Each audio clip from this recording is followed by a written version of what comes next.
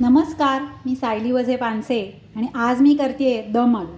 तर दम आलूसाठी हे असे 8 ते 10 छोटे बटाटे मी सालं काढून पाण्यात घालून ठेवलेले आहेत आणि बाकी त्याच्यासाठी लागणारी तयारी म्हणजे मी 8 ते 10 काजूच्या पाकळ्या पाण्यात घालून भिजवून ठेवलेल्या आहेत.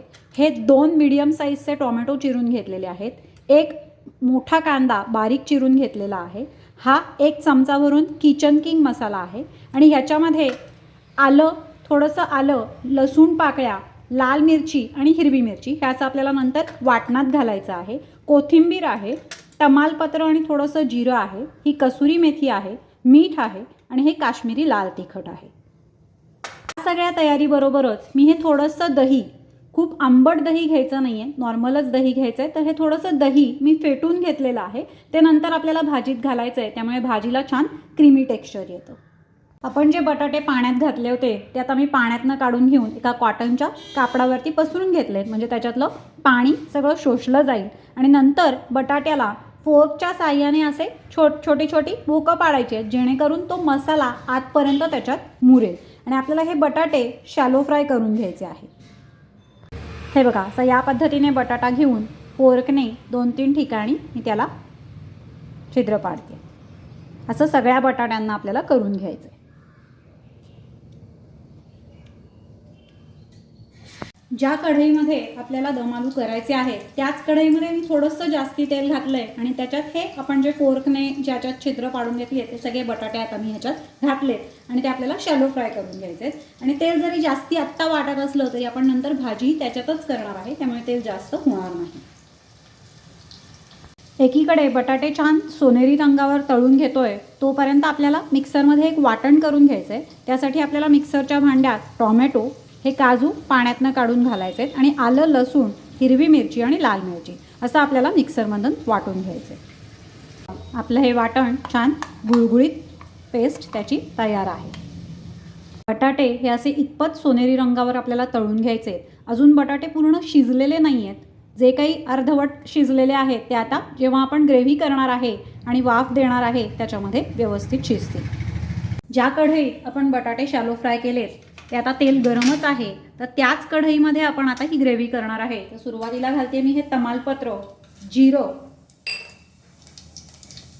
आणि जिरं घातल्यानंतर आपल्याला हा कांदा त्याच्यामध्ये परतून घ्यायचा आहे आणि मंद गॅसवरच परतायचा आहे. थोडा लाल रंगावर परतायचा आहे, म्हणजे ग्रेव्हीलाही रंग छान येईल.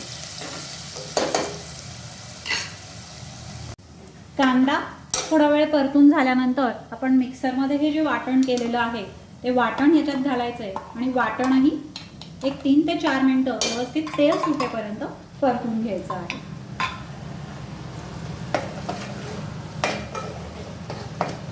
वाटण घातल्याच आपल्याला त्याच्यामध्ये हे काश्मीरी लाल तिखट आणि किचन किंग मसालाही घालून घ्यायचा आहे.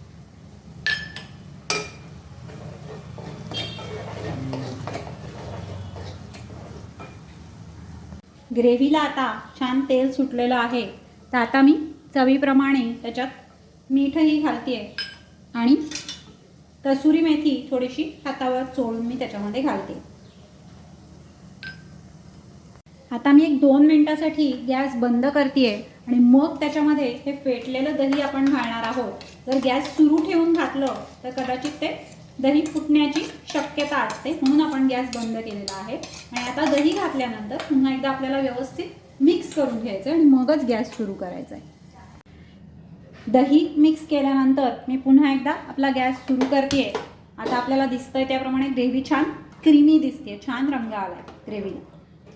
गॅस पुन्हा सुरू केलेला आहे आणि मग आपल्याला गरजेनुसार त्याच्यामध्ये पाणी घालायचं आहे. फक्त पाणी घालताना आता मी गरम पाणी घालते, म्हणजे त्याच्यावरती छान असा ते रस्सा आणि तवंग छान दिसेल. जर तुम्ही गार पाणी घातलं तर तो येत नाही रंग. आधी आपण हे जे शॅलो फ्राय केलेले बटाटे आहेत ते मी त्याच्यामध्ये घालून घेते. एक 2 मिनटं बटाटे त्याच्यात मिक्स करते, म्हणजे ती ग्रेव्ही त्याच्यात मुरेल आणि मग आपण त्याच्यात गरम पाणी घालून वाफ काढणार आहे. ग्रेव्हीमध्ये गरम पाणी घातल्यानंतर असा छान त्याच्यावरती तवंग आलेला आहे. बटाटेही आता छान त्याच्यात मुरतील. तर आपण आता त्याला एक 5 ते 7 मिनटं चांगली वाफ काढणार आहे, म्हणजेच दम देणार आहे. 5 मिनटं झाकण ठेवून वाफ दिल्यानंतर मी त्याच्यातला बटाटा एक चेक करून बघते. हे बघा, बटाटा छान शिजलेला आहे. त्यामुळे भाजी आता आपली तयार आहे आणि दम आलू तयार आहेत. वरनं घालायची फक्त कोथिंबीर. दम आलू तयार. रेसिपी आवडली असेल तर चॅनलला लाईक, शेअर आणि सबस्क्राईब करा. थँक्यू.